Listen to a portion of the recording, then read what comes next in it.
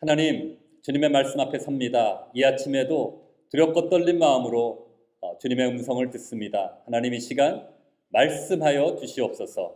감사드리며 예수 그리스도 이름으로 기도합니다. 아멘. 네, 오늘은 로마서 8번째 시간입니다. 지난주에 의롭다함을 받는 데 있어서 행위나 할례의 문제에 대해서 우리가 다뤘죠. 그리고 결론은 선한 행위나 아니면 할례와 같이 외적으로 하는 그 행위에 의해서 우리가 의롭다함을 받는 것이 아니라 오직 우리가 오직 믿음으로 의롭다함을 받는다고 말씀을 드렸습니다. 오늘은 율법이 우리가 제목이 오직 믿음으로 율법의 문제라고 이제 제목을 했는데 우리가 율법이 의롭다함과 무슨 연관이 있는가? 이미 앞부분에서도 우리가 그걸 다뤘잖아요, 조금. 근데 사도 바울은 다시 한번 율법과 의롭다함을 받는 이 상관관계에 대해서 다시 한번 설명을 합니다. 그만큼 이 율법의 문제는 1세기 당시에도 굉장히 심각한 신자들 사이에 있었던 문제였어요. 예수님 당시에 바리새인들은 자신들이 율법을 철저하게 지킨다. 나는 율법을 다 안다. 심지어는 구약 그 당시에 1세기 당시에는 구약이 명문화되어 있었는데 구약의 펜타튜크를 다 암기할 정도로 그렇게 능통한 자들이었고, 그래서 그 말씀을 자기들은 잘 지키기 때문에 나는 의롭다고 생각했죠. 바리새인들은 오히려 예수님이 율법을 어긴다고 비난했어요. 그죠? 예수님이 율법을 어긴다는 거예요. 안식일에 병자도 고치고 죄인들하고 식사도 같이 하고 이건 말이 안 된다 이렇게 얘기를 했죠. 오로지 그냥 율법주의에 빠져서 예수님을 잘못됐다고 이해하고 하나님의 뜻을 거스리는 오류에 빠져 있었습니다. 그들이 가장 의롭다고 생각했지만 하나님이 보내신 메시아를 알아보지 못했고요. 예수님을 알아보지 못했죠. 성경에 다 예언되어 있는데, 성경을 다 암기하고 있는데 예수님이 하나님이 보내신 메시아라는 것을 알지 못했어요. 그리고 그 예수님을 거부하고 마침내는 십자가에 못 박아서 죽게 하셨죠. 그래서 예수님은 이 바리새인들을 향해서 뭐라 그랬죠? 독사의 자식들아, 회칠한 무덤, 이렇게 얘기하셨죠. 1세기 당시에도 그 리갈리즘, 율법주의가 너무너무 심각했던 시기였어요. 이제 바울은 이 당시에 문제가 된 이 율법주의의 문제를 다시 한번 다룹니다. 그만큼 그 당시에 성도들한테는 너무 중요한 문제였어요.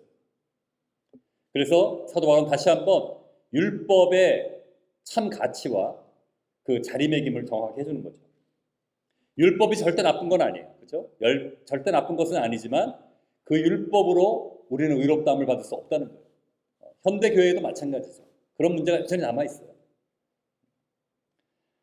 오늘 13절에서 16절 말씀을 같이 먼저 다시 한번 한 목소리로 읽도록 하겠습니다.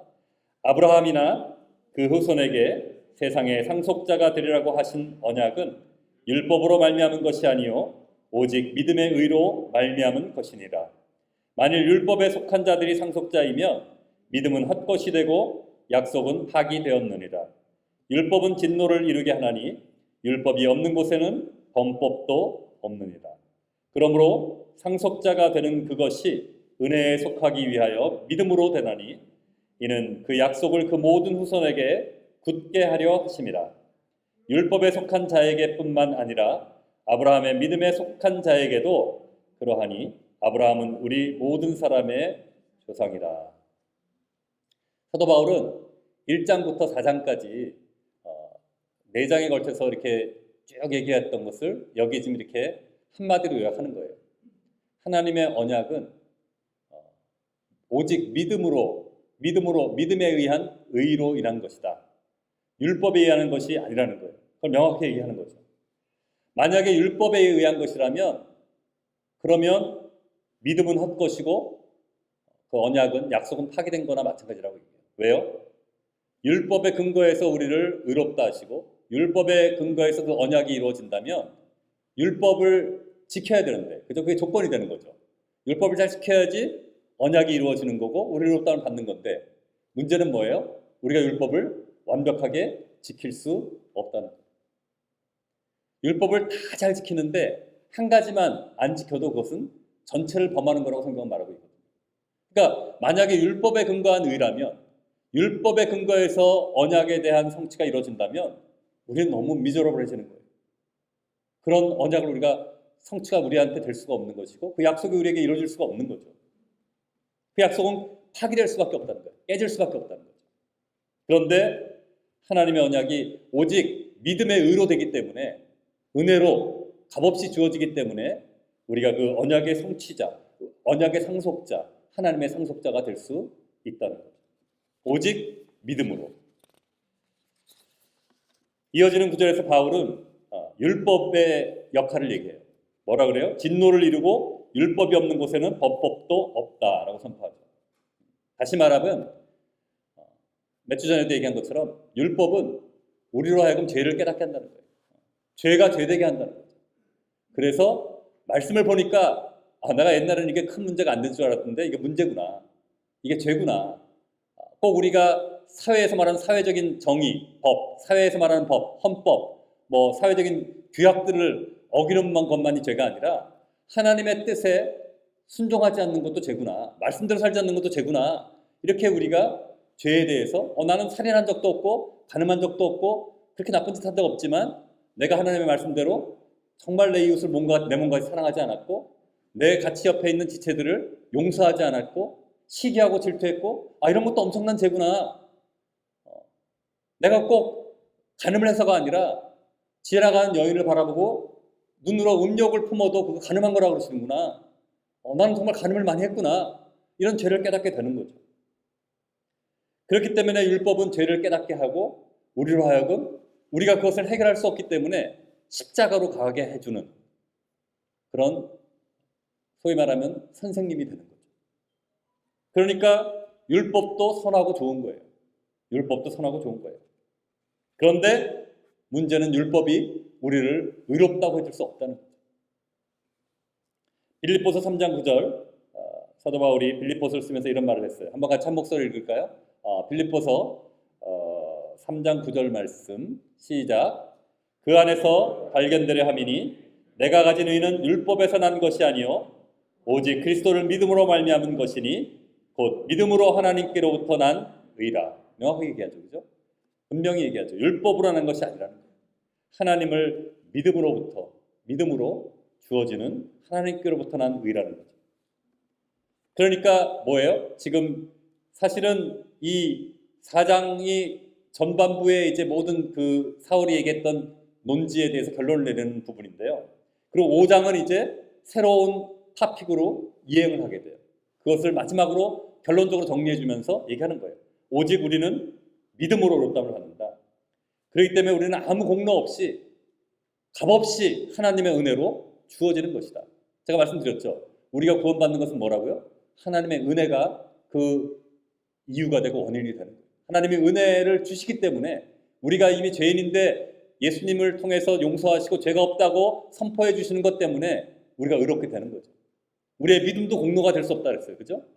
그 의롭다함을 받기 위한 통로를 위한 플러그인하는, 소위 전기를 받기 위해서 컨센트에 플러그인하는 것처럼 하나님의 은혜를 받기 위한 하나의 통로로 사용된 것뿐이에요. 그러니까 우리도 믿게 된 것도 우리가 내가 믿었잖아. 이런 우리가 자랑할 것이 없다는 거죠. 믿음조차도 하나님이 주셨고 우리를 택하셨고 부르신 거예요. 그렇기 때문에 오직 믿음으로 의롭다함을 받기 때문에 우리가 아브라함과 한 이 언약의 수혜자가 되는 거예요. 하나님의 상속자가 된 거고 하나님의 자녀가 되는 거예요. 우리를 의롭다 하셨고 우리를 끝까지 사랑하시는 거예요. 그 사랑을 우리가 붙잡아야 된다는 거예요.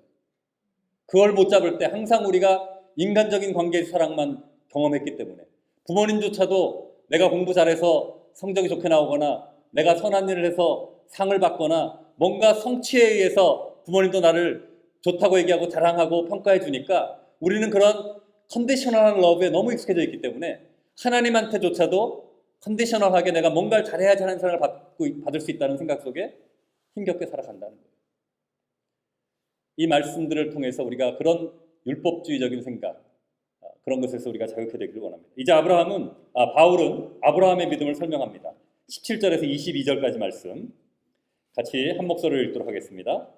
기록된 바 내가 너를 많은 민족의 조상으로 세웠다 하심과 같으니 그가 믿은 바 하나님은 죽은 자를 살리시며 없는 것을 있는 것으로 부르시는 이시니라. 아브라함이 바랄 수 없는 중에 바라고 믿었으니 이는 내 후손이 이같으리라 하신 말씀대로 많은 민족의 조상이 되게 하려 하심이라. 그가 100세나 되어 자기 몸이 죽은 것 같고 사라의 태가 죽은 것 같음을 알고도 믿음이 약하여지지 아니하고 믿음이 없어 하나님의 약속을 의심하지 않고 믿음으로 견고하여져서 하나님께 영광을 돌리며 약속하신 그것을 또한 능히 이루실 줄을 확신하였으니 그러므로 그것이 그에게 의로 여겨졌느니라. 여기 보면 아브라함이 어떤 믿음을 가졌는지를 보여주고 있어요. 아브라함이 어떤 믿음을 가졌어요? 첫 번째, 아브라함은 하나님이 죽은 자도 살리시고 없는 것을 있는 것 같이 하실 수 있는 분이라고 믿었어요. 그것이 아브라함의 첫 번째 믿음을 사도 바울이 묘사한 거예요.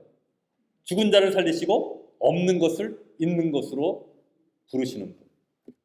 하나님께서 천지를 창조하실 때 어떻게 창조했어요? Out of nothing이죠. ex nihilo라고 얘기하는데, 그러니까 무에서 유를 창조하신 거예요. 그죠? 빛이 없었는데 어둠과 그런 혼돈성에 있었는데 빛이 있으라 그러니까 빛이 생겼죠. 그러니까 없는 데서 유를 창조하신 거예요. 그러니까 아브라함은 이삭을 바칠 때도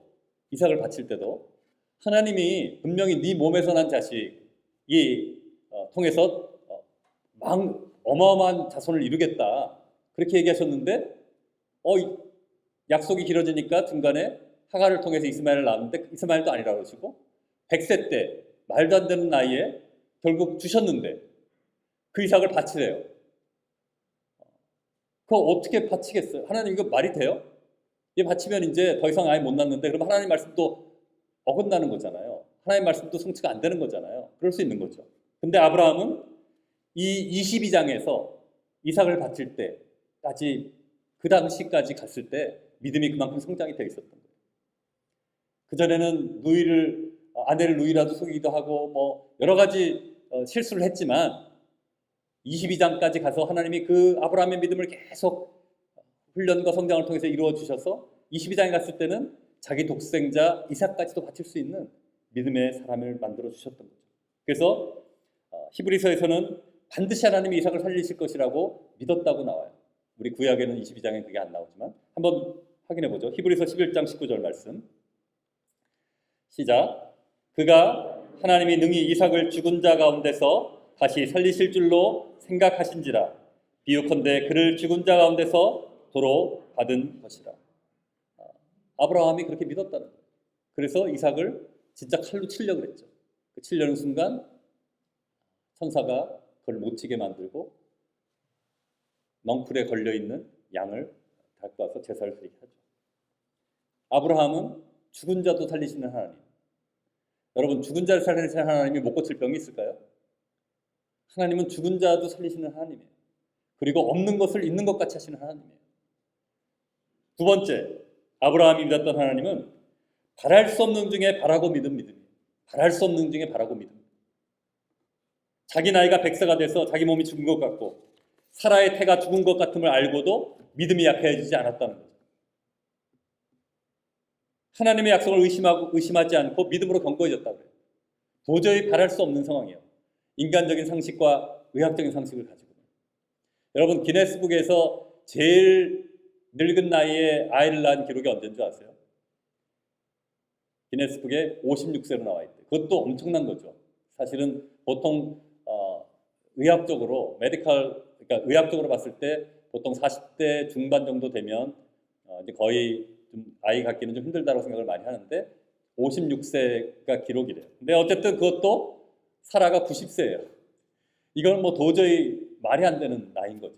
근데 그 바랄 수 없는 것을 바랬고 믿음이 약해지지 않고 의심하지 않는 그런 믿음이에요. 세 번째, 아브라함은 약속하신 것을 능히 이루실 수 있는 전능하신 하나님을 믿었어요. 하나님이 약속하신 것은 분명히 이루신다는 것을 믿었다는 거예요. 사람들은 종종 약속해놓고 어기죠. 그렇죠? 갑자기 뭐 예상치 못했던 상황이 벌어져서 약속을 어길 수도 있고요. 또 고의로 어기기도 해요. 저도 오늘 예배 시간을 놓칠 뻔했어요. 갑자기 차가 스타트가 안 되는 바람에 그런 일들이 벌어지죠. 예기치 않은 상황들이 벌어져요. 근데 하나님은 반드시 그 약속을 이루신다는 거예요. 절대 실수가 없으시다는 거예요. 그 하나님을 믿었던 거예요, 아브라함. 이 세 가지를 종합해 보면 아브라함은 눈에 보이는 상황이 아닌 그 상황 넘어 그 상황을 주장하시고 인도하시고 다스리시는 하나님을 믿었던 거예요. 그 전능하신 하나님을 믿은 거죠. 그러니까 하나님의 성품, 완전하심, 실수가 없으심, 영원하심, 변개치 않으심, 어제나 오늘이나 영원토록 동일하심, 그런 하나님의 본체, God Himself, 하나님 자체를, 하나님을 믿었던 거예요. 그러니까 눈앞에 펼쳐지는 상황과 환경은 크게 문제가 안 됐던 거죠. 사랑하는 여러분, 우리도 이 땅을 살아가면서 많은 고난과 역경을 통과하게 됩니다. 많은 어려움들이 있어요. 하나님은 절대 우리가 고난과 역경을 없애준다 그러지 않으셨어요. 오히려 분명히 이 땅에 살 동안에 너는 고난을 당할 것이라고 했어요, 예수님. 그러면 우리가 은혜를 입은 자로 이 아브라함의 믿음을 보면서 우리는 어떻게 살아가야 되겠습니까? 그걸 한번 적용해 보자는 거예요. 은혜를 입은 자로서, 값없이 의롭다함을 받은 자로서, 하나님의 자녀가 된 자로서, 구원받은 자로서 어떻게 살아가야 되겠냐는 거죠. 먼저 우리가 기억해야 될 것은 우리를 의롭다 하시고 구원하신 하나님은 우리에게 자유의지를 주셨다는 거예요.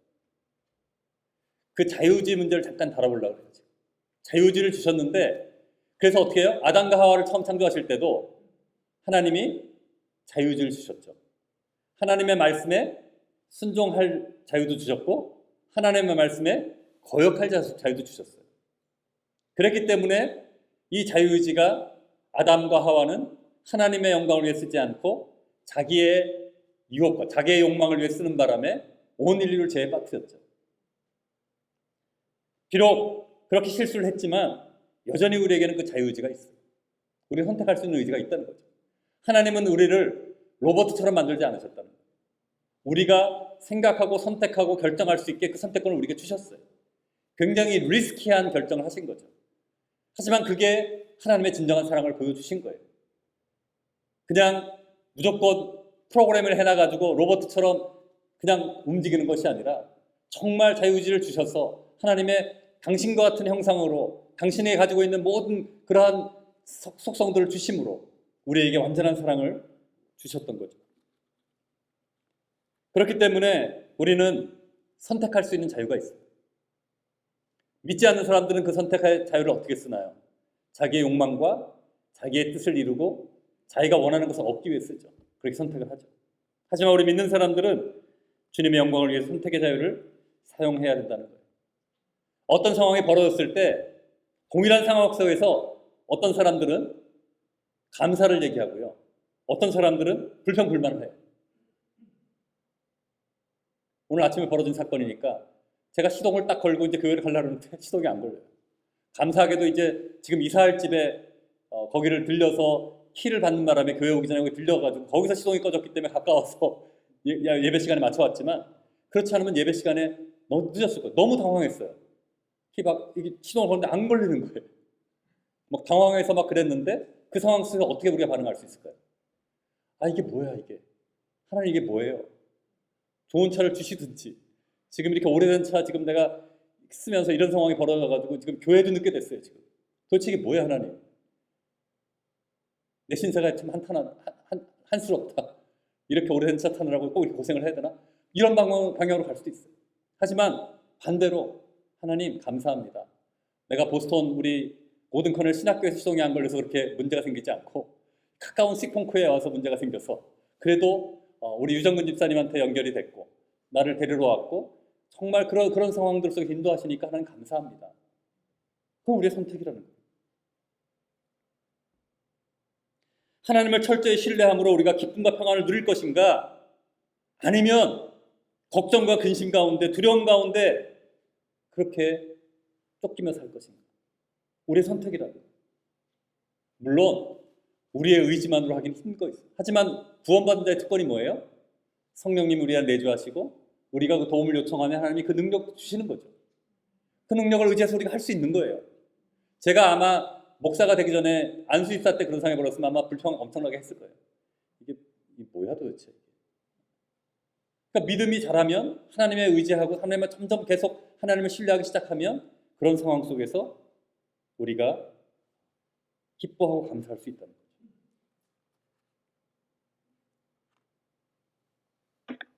하나님이 전지전능하시고 어떠한 어려움도 하나님께서는 해결하지 못하실 게 없고 저와 여러분이 믿는 하나님이 내가 갖고 있는 문제보다 적은 하나님, 약한 힘이 없는 하나님을 믿으십니까? 아니면 나의 문제보다 더 크신 하나님을 믿으십니까? 하나님 더 크신 하나님이에요. 어떤 문제가 우리 앞에 있더라도 그보다 하나님이 크신 하나님이에요. 죽은 자도 살리시는 하나님이에요. 그 하나님을 신뢰하면 우리가 걱정하지 않고 살아갈 수 있다는 거예요. 근데 목사님 머리로는 그렇게 알아요. 다 알아요 그건. 근데 실제로 일이 벌어지면 그렇게 안 되는데 어떻게 해요? 걱정하지 않으려고 하는데 걱정이 돼요. 걱정이 되는데 어떻게 해요? 여러분 근데 걱정에도 두 종류가 있다는 거 아세요? 처음 들어보시죠? 두 종류가 있어요. 건강한 걱정과 병적인 걱정이 있어요. 건강한 걱정과 병적인 걱정이 있어요. 건강한 걱정은 우리를 대비하게 해줘요. 아주 쉬운 예로 제가 자주 얘기하지만 스토브에 이게 불이 들어왔을 때 손을 대면 손이 뒤잖아요.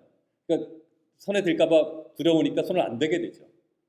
이런 어떤 건강한 걱정은 우리를 보호해주는 역할을 해요. 하지만 과도한 걱정, 병적인 걱정은 잘못됐다는 거예요. 우리 믿는 자들은 왜냐하면 하나님께서 우리를 모든 것을 알고 계시고 일거수일투족을 알고 계시다는 거예요. 차가 시콩크사 몬트를 알고 계셨다는 거예요. 유정근 집사님을 예배하고 그래서 준비하고 계셨다는 거예요. 그런 상황을 알고 계셨기 때문에 그 하나님 때문에 우리는 걱정과 불안 가운데 살지 않을 수 있다는 거예요. 그런 건강한 걱정까지는 좋아요. That's fine. 근데 그걸 너무 지나치게 넘어가서 막 과도하게 뉴로시스까지 가고 막 불안장애 걸리고 이건 아니라는 거죠. 성경 말씀이 그걸 얘기하고 있어요. 고린도서 7장 10절 말씀 같이 한번 보도록 하죠. 고린도서 7장 10절 말씀 혹시 준비가 됐나요? 네. 읽도록 하겠습니다. 시작. 하나님의 뜻대로 하는 근심은 후회할 것이 없는 구원에 이르게 하는 회개를 이루는 것이요 세상 근심은 사망을 이루는 것이라. 여기서 말하는 하나님의 뜻대로 하는 근심, 우리를 보호해 주시기 위해서 우리를 잘못된 길을 인도하시기 위해서 하는 근심들, 그런 것들이 있을 수 있다는 거예요. 그거는 우리가 죄를 범했을 때도 죄책감이 생기게 해주는 것도 좋은 기능인 거예요. 회개하게 하시고 우리를 구원의 길로 돌이키게 해주시는 거죠. 근데 세상의 근심은 뭐예요? 사망을 준다는 거예요. 여러분 마음의 병은 약이 없다 그러잖아요.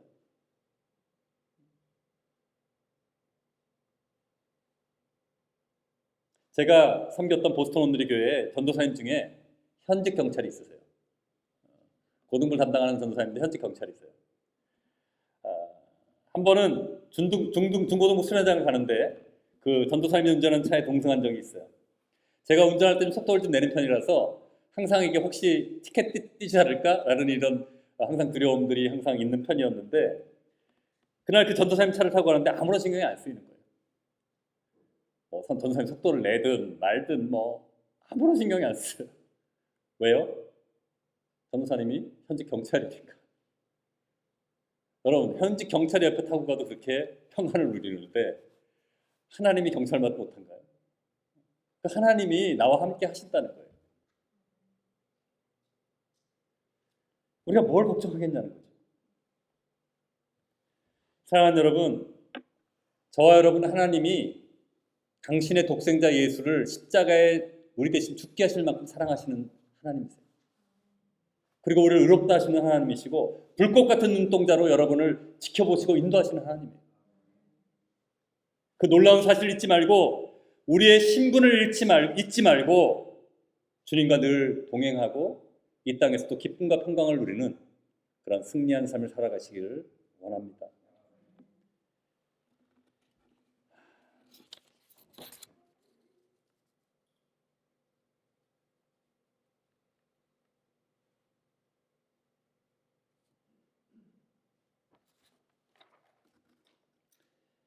마지막으로 우리가 23절, 25절 말씀 같이 한번 한 목소리로 읽도록 하겠습니다. 그에게 의로 여겨졌다 기록된 것은 아브라함만 위한 것이 아니요 의로 여기심을 받을 우리도 위함이니 곧 예수 우리 주를 죽은 자 가운데서 살리신 이를 믿는 자니라. 예수는 우리가 범죄한 것 때문에 내줌이 되고 또한 우리를 의롭다 하시기 위하여 살아나셨느니라. 이렇게 아브라함이 의로 여기심을 받은 것은 아브라함만 위한 것이 아니고 우리도 위하는 것이다. 그 의롭다 하심 받은 아브라함을 통해서 약속하신 아브라함과의 언약하신 그 축복들이 다 우리가 받을 수 있는 상속자가 되었다는 거예요. 우리 믿는 자들이. 우리가 의로 여김을 받는 것은 뭐예요? 예수님을 죽은 자 가운데서 살리신 하나님을 믿는 믿음이죠. 그죠? 그 믿음으로 우리가 의롭다함을 했어요. 우리도 아브라함이 그 정말 도저히 이루어질 수 없는 상황, 말도 안 되는 상황 속에서 하나님 약속하셨을 때 그거를 믿음으로 의롭다함을 받은 것처럼 우리도 예수님께서 우리 죄를 위해서 십자가에 돌아가셨다는 것, 그것을 믿기만 하면 우리는 의롭다함을 받고 구원을 받는 거예요. 예수님이 우리 대신 죄값을 치르시고 우리를 의롭다 하게 하신 거죠. 이 사실을 잊지 않기 원합니다. 이제 몇 주간에 걸쳐서 말한 오직 믿음으로 의롭다함을 받는다는 이 사실, 여러분이 이미 듣고 들어서 너무 식상할 만큼 들었던 그 사실이 지식에서 가슴으로 내려오셨기를 바라요. 그래서 더 이상 내가 내 행위나 나의 노력과 뭔가를 가지고 뭔가 더 사랑을 받으려고 몸부림치는 것이 아니라 그 하나님이 주신 사랑이 너무 충만하고 너무너무 감사하고 너무너무 놀라워서 섬기고 사랑하고 용서하고 예배하고 그런 우리의 모습이 되기를 원합니다. 단지 우리는 죄인임을 인정하고 회개하고 예수님을 믿기만 하면 돼요. 너무 싱겁죠. 너무 말도 안 되게 느껴져요. 그래서 로마서 앞에 보면 뭐라 그래요? 믿지 않는 자들에게는 어리석음, 세상 사람들에게는 어리석은 복음이 어리석게 느껴진다 그래요. 미련해 보이기도 해요. 세상에서는 뭐라 그래요? give and take죠. 내가 잘하면, 내가 뭔가 일하면 거기에 대해서 주는 거예요. 근데 내가 준 것도 없는데, 내가 한 것도 없는데 주신다는 거니까 이게 우리의 개념에는 이게 가슴에 와닿지가 않는 거예요. 말이 돼? 운전면허도 시험 봐서 시험이 통과돼야지 라이센스를 주는 거지 그냥 은혜로 값없이 너 라이센스 받아 이러지 않는다는 거죠. 우리가 어떤 물건을 사도 내가 돈을 내야지 받는 거지 돈도 안 냈는데 그 물건을 주냐는 거죠. 아니라는 거예요. 열심히 일해서 당연히 얻어지는 게 우리 세상의 삶의 어떤 패턴이죠. 그 상식이고. 그런데 우리의 구원을 값없이 주신다고 얘기를 해요. 그러니까 그 개념이 와닿지 않는 거죠.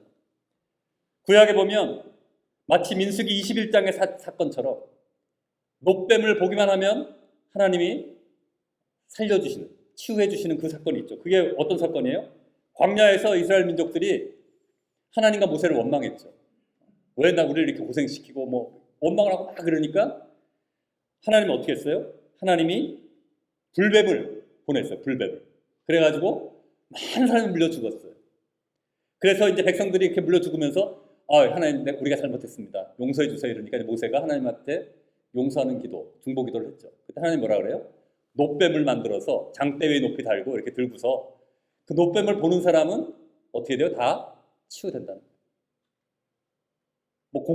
공로도 있는 것도 아니고 내가 해야 될 것도 그냥 막 아파서 이렇게 하는데 노뱀만 이렇게 쳐다보면 낫는다는 거예요. 너무 쉽잖아요. 저는 그것도 안 쳐다봐서 죽은 사람이 있을 수도 있다고 생각해요. 말도 안 되지. 노뱀을 본다고 왜 살아? 이렇게 힘들어가지고 내가 지금 물려서 죽겠는데. 그러면 죽는 거예요. 우리가 그렇다는 거죠. 내 상식과 내 판단을 생각하면 우리가 구원받는 그 방법을 들어보면 이건 너무 말이 안 되는 것 같아요. 그래서 믿기가 참 힘들어요. 그래서 뭔가를 좀 더 하려고 그러는 거예요. 하나님, 근데 내가 양심이 있지. 어떻게 내가 이게 날로 먹으려고. 내가 공짜로 어떻게 이걸 받아요. 내가 조금은 선한 일을 좀 하고, 조금 내가 헌금도 좀 하고, 교회 사역도 좀 하고, 교회를 위해서 좀 노력도 좀 하고, 그렇게 좀 노력을 해야지. 세상에 공짜가 어디 있어요? 여기 있어요. 여기. 우리의 구원에. 성경은 분명히 말해요. 오직 믿음으로, 오직 은혜로 의롭다움을 받는다는 거예요. 값없이 주어지는 선물이라는 거예요. 그걸 여러분 가슴 깊이 새기기를 바랍니다. 우리가 아무리 노력하고 아무리 열심히 일하고 아무리 선하게 살아도 절대로 우리는 율법의 요구를 다 이룰 수가 없어요. 결국 죄인으로 멸망할 수밖에 없다는 거죠. 우리의 죄를 우리는 스스로 해결할 수가 없어요. 죄인이기 때문에. 오직 예수 그리스도의 십자가밖에 없다는 거죠. 그렇기 때문에 이것이 굿뉴스인 거예요. 그렇기 때문에 이것이 복음인 거예요. 우리가 뭔가 할 것도 없이 값없이 주기 때문에 복음인 거예요. 굿뉴스인 거예요.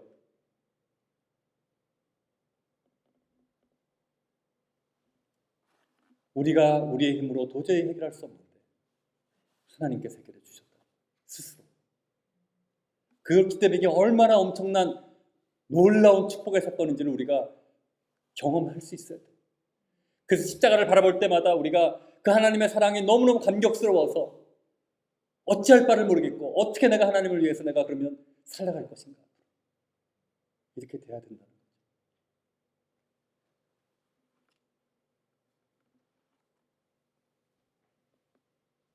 우리가 이 하나님의 놀라운 사랑과 은혜의 축복을 받아들이지 못하기 때문에 열심히 노력하느라고 지치고요.